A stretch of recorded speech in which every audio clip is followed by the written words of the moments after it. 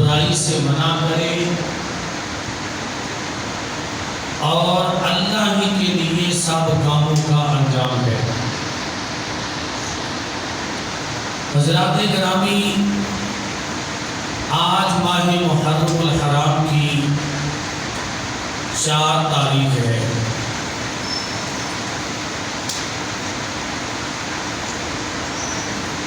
مسلمانوں کا بچہ جانتا ہے کہ 10 محرم الحرام کو نواسہ رسول جگر گوشہ علی و بطول سید الشہداء سید الصادقین راکب بادوش مصطفیٰ سبحان اللہ سبحان اللہ امام علی مقام امام حسین علیہ السلام نے حق کی خاطر خاندان نبوت کی قربانی پیش کی، سبحان اللہ۔ اور تاریخ اسلام میں اس قربانی کو کبھی بھی فراموش نہیں کیا جا سکتا۔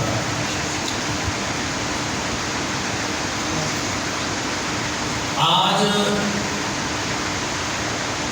ماہ محرم الحرام کی 4 تاریخ ہے اور ماہ اگست کی 13 تاریخ ہے، اور برد صغیر کا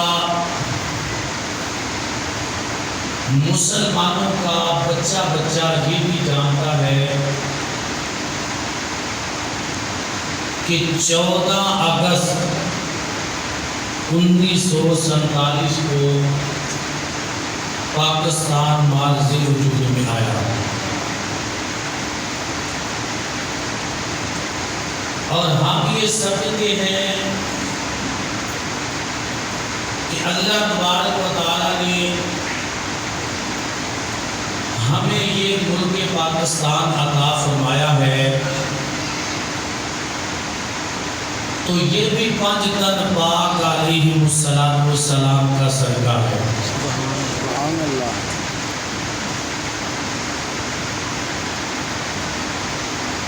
آج جس موضوع پر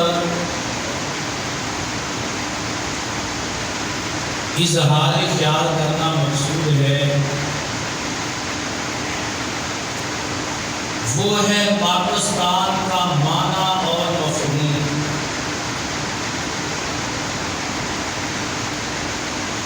میری دعا ہے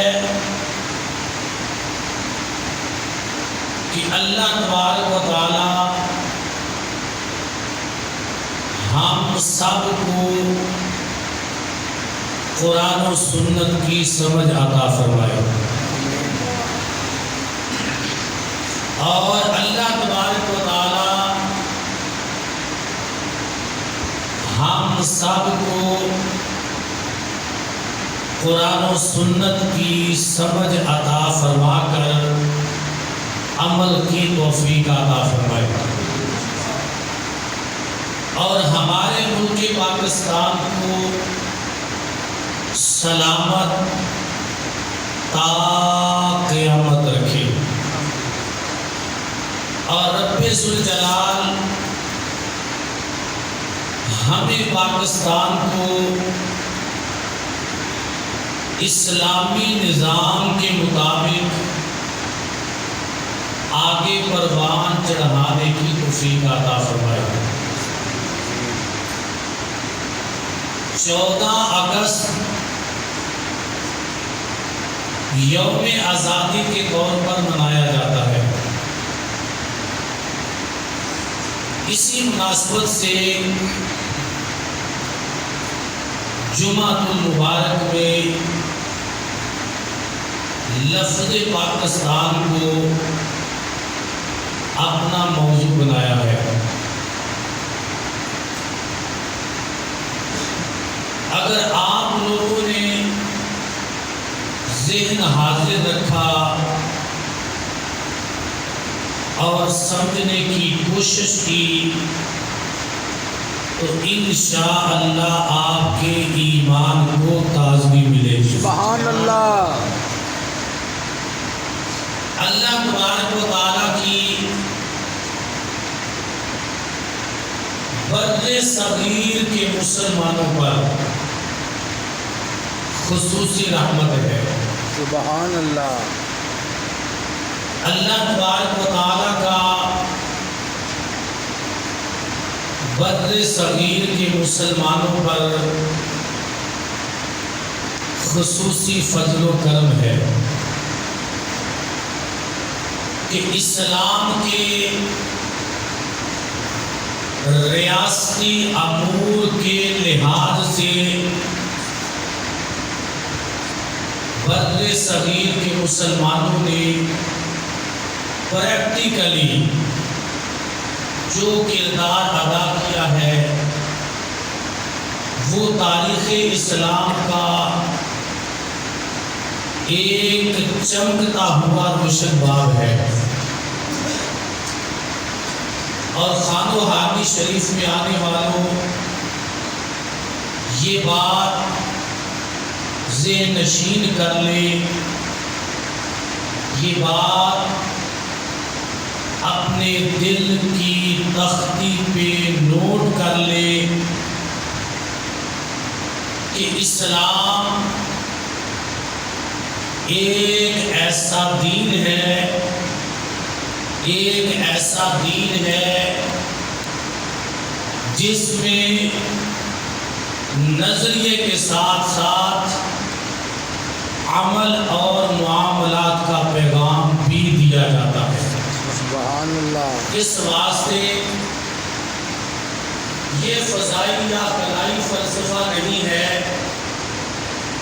بلکہ پہلے دن سے دین اسلام کا تعلق زمین کے ساتھ ہے، اور زمین پر حکومت اور راج کے لحاظ سے اسلام نے اپنا لوہا منوایا ہے۔ یہی وجہ تھی کہ حضور علیہ السلام نے مدینہ المنورہ میں باقاعدہ سٹیٹ کی بنیاد رکھی، سلطنت بنی، اور امور سلطنت کو نبھانے کا لائے عمل حضور علیہ السلام نے اپنی امت کو عطا فرمایا، اور حضور علیہ السلام نے واضح لفظوں میں مشرق، مغرب، شمال، جنوب کے لوگوں کو اور قیامت تک کے آنے والے تمام انسانوں کو اور ہر سوسائٹی کو یہ پیغام دیا، وَاعْلَمُوا أَنَّمَا الْأَرْضَ لِلَّهِ وَرَسُولِهِ، جان لو مشرق والو، مغرب والو، شمال والو، جنوب والو، وَاعْلَمُوا أَنَّمَا الْأَرْضَ لِلَّهِ وَرَسُولِهِ، جان لو کہ یہ زمین رب کی ہے اور رب کے پیارے رسول کی ہے۔ سبحان اللہ۔ صحیح بخاری شریف، حضور علیہ السلام نے فرمایا کہ یہ زمین کسی اور کی نہیں ہے۔ حضور علیہ السلام نے پوری روئے زمین کو دائرہ قرار دیا ہے اور فرمایا ہے کہ یہ زمین کسی اور کی نہیں ہے، بلکہ یہ زمین رب کی ہے اور رب کے پیارے رسول کی ہے۔ سبحان اللہ۔ حضرات محترم، یہاں تک کہ وہ یہودی جو مدینہ المنورہ کے قرب و جوار میں تھے، ان پر بھی حضور علیہ السلام نے اس بات کو واضح فرمایا کہ تم اس زمین کے مالک نہیں ہو، تم باحثیت کاشتکار یہاں پر موجود ہو، ہم جب تک چاہیں گے تمہیں یہاں رہنے دیں گے اور جب چاہیں گے یہاں سے نکال دیں گے، اس لیے کہ یہ زمین رب کی ہے اور رب کے پیارے محبوب کی ہے۔ سبحان اللہ۔ حتیٰ کہ بادشاہوں کے نام خطوط میں بھی حضور علیہ السلام نے اس حقیقت کو ہائی لائٹ فرمایا، اور ان میں سے کسی کے نام کے ساتھ لفظ ملک نہیں لکھا جو کہ وہ لکھوایا کرتے تھے، کیونکہ ملک کا تعلق حکمرانی کے ساتھ ہے۔ حضور علیہ السلام پرانے نظام کو ختم کرنے آئے تھے۔ حضور علیہ السلام نے فرمایا کہ ہم ان میں سے کسی کو ملک تسلیم نہیں کرتے، اس واسطے یہ زمین رب کی ہے اور رب کے پیارے محبوب کی ہے۔ سبحان اللہ، سبحان اللہ۔ حضرات محترم، شروع سے اسلامی تعلیمات کے لیے اقتدار، نظام اور حکومت کو پیش نظر رکھا گیا، کیونکہ یہ تعلیمات ایسی ہیں کہ علم نظام کی ضرورت ہے، علم حکومت کی ضرورت ہے، جس کے بغیر یہ نافذ نہیں ہو سکتی۔ اور پہلے دن سے اقتدار، نظام اور حکومت باطل کے لیے اسلام کی کاری ضرب ہے، جس سے باطل کی چیخیں نکلی ہے کہ یہ دین اسلام صرف مسجد کا دین نہیں ہے، بلکہ یہ بازار کا بھی دین ہے، گلی محلے کا بھی دین ہے، شہر کا بھی دین ہے، ملک کا بھی دین ہے، کھیت کھلیان کا بھی دین ہے، اور پوری کائنات میں ہر طرف دین اسلام اپنا نظام لے کر آیا ہے۔ سبحان اللہ۔ ایسا مستقل نظام لے کر آیا ہے کہ اس نظام کے مد مقابل اور کوئی نظام نہیں۔ یہی وجہ تھی کہ ابو جہل اس وقت تک اتنا سیخ پانا نہ ہوا تھا جب تک مسجد کے سجدوں کی بات ہوتی تھی، لیکن جب مدینہ المنورہ میں باقاعدہ سٹیٹ کی بنیاد رکھی گئی، امور سلطنت کو واضح کیا گیا، تو یہ بات ابو جہل کی کمپنی کے لیے ناگوار گزری، اور کہنے لگے کہ ہم سمجھتے تھے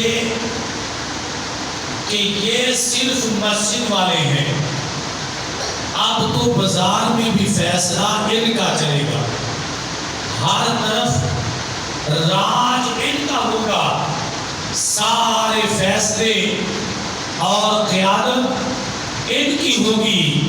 اس واسطے انہوں نے اپنی ذات کے لیے دین اسلام کو خطرہ سمجھتے ہوئے جنگ کا راستہ اختیار کیا۔ بالآخر وہ لڑتے لڑتے لڑتے مر گئے، اسلام نے اپنا لوہا بنوایا۔ سبحان اللہ۔ وہ بدر کی طرف، احد کی طرف، خندق کی طرف اور کربلا میں اپنا نظام، اپنی چدراہٹ بچانے کے لیے نکلے، لیکن جب وہ لوگ دین اسلام سے ٹکرائے تو دین اسلام نے ان کو صفا ہستی سے مٹا۔ سبحان اللہ۔ کون ہے کہ جو ابو جہل کی قبر کو جانتا ہو؟ ہے کوئی ایسا شخص؟ نہیں۔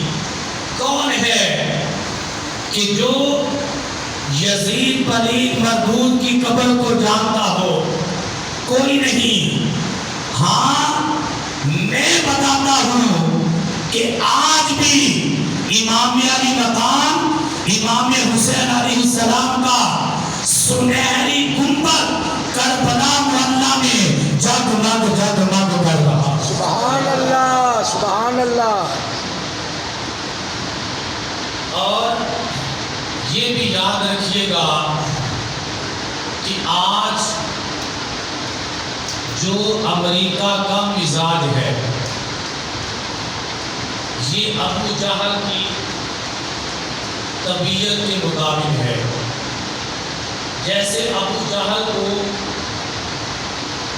اسلام کے نظام سے چڑ تھی کہ یہ سجدے تو کر لے مگر چدراہٹ میری ہوگی۔ اسی طرح آج امریکہ کو بھی اسلام کے نظام سے زیادہ چڑ ہے۔ اگر وہ چاہے تو وائٹ ہاؤس میں افطاری کا بندوبست کر دے، وہاں اذان بھی ہو جائے، نماز بھی ہو جائے، اگرچہ یہ چیزیں اسے پسند نہیں ہیں لیکن وہ انہیں برداشت کرتا ہے۔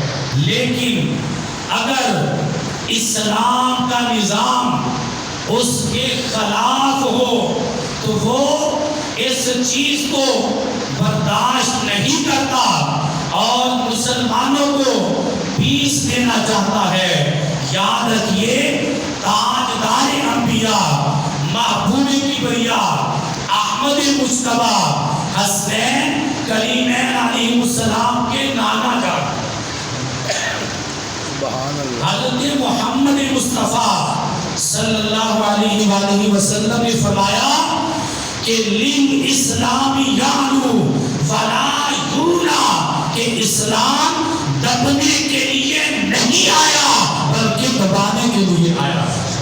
نعرہ تکبیر، نعرہ رسالت، نعرہ حیدری، لبیک یا حسین، لبیک یا حسین، لبیک یا حسین، لبیک یا حسین، لبیک یا حسین، لبیک یا حسین، لبیک یا حسین۔ لبیک یا اولیاء کا ہے فیضان پاکستان، پاکستان، اولیاء کا ہے فیضان پاکستان، اولیاء کا ہے فیضان پاکستان۔ سبحان اللہ، ماشاء اللہ۔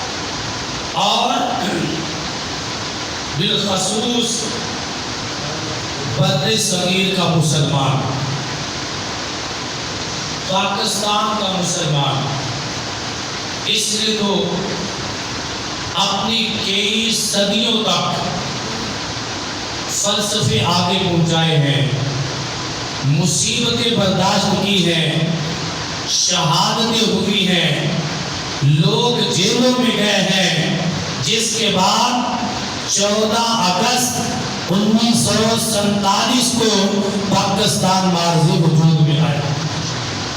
خانوہانی شریف میں آنے والوں یہ بات ذہن نشین رکھیے گا، یہ بات اپنے دل کی تختی پہ نوٹ کر لیں کہ پاکستان کے پیچھے جو صدیوں کی محنت تھی، پاکستان کے پیچھے جو صدیوں کا جہاد تھا، پاکستان کے پیچھے جو صدیوں کی جدوجہد تھی، وہ ہمارے بزرگوں نے، ہمارے ولیوں نے، ہمارے صوفیوں نے، ہمارے علماء مشائخ نے اس کو عبادت سمجھ کر اس پہ حصہ لیا، عبادت سمجھ کر دن رات کام کرتے رہے۔ ہمارے تہجد گزار اللہ کے ولیوں نے عبادت سمجھ کر اس عظیم تحریک کے جلسے کیے، جلوسوں میں شامل ہوئے اور بر صغیر کے چپے چپے کو بیدار کیا، جس کے نتیجے میں یہ ملک پاکستان بنا۔ سبحان اللہ، سبحان اللہ۔ جسے آج ہم مدینہ المنورہ کے بعد مدینہ المنورہ کا عکس جمیل کہہ سکتے ہیں۔ سبحان اللہ۔ اور یہ بھی یاد رکھیے گا کہ آج سے 1400 سال پہلے جو نظریہ مدینہ المنورہ کی سٹیٹ کا تھا، اس نظریے پہ جو ملک بنا وہ ملک پاکستان ہے۔ سبحان اللہ۔ اور خانو حامی شریف میں آنے والوں، یہ بھی یاد رکھیے گا کہ یہ ہمارے بزرگوں، ہمارے ولیوں، ہمارے صوفیوں، ہمارے علماء مشائخ کی کوششیں ہیں کہ جنہوں نے بدر صغیر کی کھیتی میں مدینہ المنورہ سے نظریے کا بیج لا کے کاشت کیا اور فصل 14 اگست کو پاکستان کی شکل میں تیار کی۔ سبحان اللہ۔ اور یہ بھی یاد رکھیے گا کہ جو نظریہ نمرود مردود کے مقابلے میں حضرت ابراہیم علیہ السلام نے پیش کیا، سبحان اللہ، وہی نظریہ فرعون کے مقابلے میں حضرت موسیٰ علیہ السلام نے پیش کیا، اور جو نظریہ ابو جہل کے مقابلے میں حضور علیہ السلام نے پیش کیا، وہی نظریہ یزید پلید کے مقابلے میں امام علی مقام امام حسین علیہ السلام نے پیش کیا۔ سبحان اللہ۔ وہی نظریہ امام زین العابدین کا ہے، وہی نظریہ امام محمد باقر علیہ السلام کا ہے، وہی نظریہ امام جعفر صادق علیہ السلام کا ہے، وہی نظریہ امام موسیٰ کاظم علیہ السلام کا ہے، وہی نظریہ امام علی رضا علیہ السلام کا ہے، وہی نظریہ امام تقی علیہ السلام کا ہے، وہی نظریہ امام نقی علیہ السلام کا ہے، وہی نظریہ امام حسن عسکری علیہ السلام کا ہے، اور وہی نظریہ امام مہدی علیہ السلام کا ہے۔ وہی نظریہ راجہ دہر کے مقابلے میں محمد بن قاسم نے پیش کیا۔ سبحان اللہ۔ وہی نظریہ رائے راجو کے مقابلے میں حضور داتا گنج بخش علی حجویری رضی اللہ تعالیٰ عنہ نے پیش کیا۔ سبحان اللہ۔ وہی نظریہ رائے پتھورا کے مقابلہ میں خواجہ غریب نواز، خواجہ معین الدین چشتی اجمیری رضی اللہ تعالیٰ عنہ نے پیش کیا۔ وہی نظریہ خواجہ قطب الدین بختیار کاکی رحمت اللہ علیہ کا ہے۔ وہی نظریہ بابا فرید الدین مسرور گنجے شکر رحمت اللہ علیہ کا ہے۔ وہی نظریہ پیر سید جماعت علی شاہ رحمت اللہ علیہ کا ہے۔ وہی نظریہ پیر مہر علی شاہ رحمت اللہ علیہ کا ہے، اور وہی نظریہ میری سرکار سید علی حسین کاظمی رحمت اللہ علیہ کا۔ اس نظریے پر محنت کی گئی، جہاد کیا گیا، اس کو عبادت سمجھ کر جہاد کیا گیا، جس کے نتیجے میں پاکستان جیسا ملک بنا۔ سبحان اللہ۔ اس واسطے خانو حرم شریف میں آنے والوں، یہ ہمارا حق بنتا ہے کہ ہم لفظ پاکستان پر توجہ کریں، اس کو سمجھیں اور اس کے تقاضے پورے کرنے کی کوشش کریں، کیونکہ یہ ملک ایسا نہیں ہے کہ جو نسل کی بنیاد پر لیا گیا ہو، یہ ملک ایسا نہیں کہ رنگ کی وجہ سے لیا گیا، یہ ملک ایسا نہیں کہ مشرق والوں کا ملک ہے یا مغرب والوں کا یا شمال والوں کا یا جنوب والوں کا یا گورے رنگ والوں کا یا کالے رنگ والوں کا یا کسی خاص زبان والوں کا یہ ملک نہیں ہے، بلکہ یہ ملک کلمہ طیبہ لا الہ الا اللہ محمد رسول اللہ پڑھنے والوں کا ملک ہے۔ سبحان اللہ۔ اس بنیاد پر بر صغیر کے اندر جو تحریک غیرت اسلام کا جھنڈا لے کر نکلی، اس تحریک کو اہل سنت کہا جاتا ہے۔ سبحان اللہ۔ جنہوں نے ایسے ماحول میں اپنے سینے تان کے ہندوؤں کے ظلم و ستم برداشت کیے اور انگریزوں کے بھی ظلم و ستم برداشت کیے، اور ان کے ایجنٹ ان کی گود میں بیٹھ کر ان کو بڑے بڑے لقب دے رہے تھے۔ آپ تاریخ پاکستان کا مطالعہ کریں،